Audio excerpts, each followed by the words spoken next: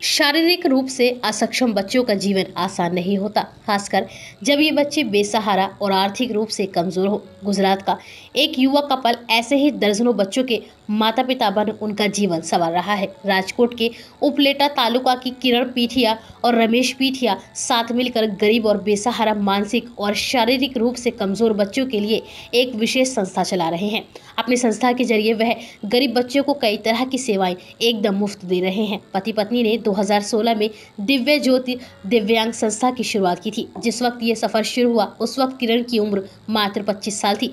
वो समाज सेवा में आने से पहले एक प्राइवेट स्कूल में पढ़ाई करती थी। आगे जब उन्होंने संस्था बनाने का फैसला किया तो अपनी नौकरी छोड़ दी, तो वहीं पति रमेश ने नौकरी करना जारी रखा ताकि आर्थिक रूप से वह मदद कर सके। शुरुआत में इस कपल ने 10 बच्चों के साथ अपने काम की शुरुआत की थी। इसके लिए उन्होंने एक घर को किराए पर लिया और बच्चों के लिए बुनियादी सुविधाएं दी। रमेश नियमित बच्चों को वोकेशनल ट्रेनिंग देने और पढ़ाने का काम करती हैं, तो वहीं किरण बच्चों की देखभाल के अलावा संस्था से जुड़े दूसरे काम देखती है।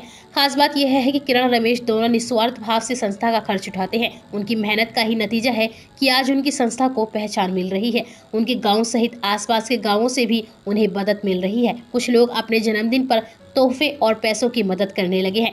किरण ने बताया कि शुरुआत में यह काम उनके लिए काफी मुश्किल था, क्योंकि उन्हें अपने से बड़ी उम्र के दिव्यांगों की भी सेवा करनी पड़ती थी, लेकिन वह इसे अपने जीवन का विशेष लक्ष्य समझती हैं।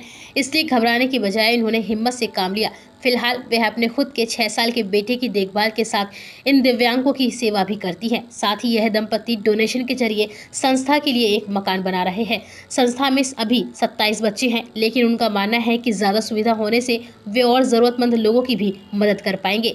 किरण और रमेश जैसे युवाओं की देश को जरूरत है, ताकि दिव्यांग बच्चों को भी वो प्यार और सम्मान मिल सके जिसके वह हकदार है।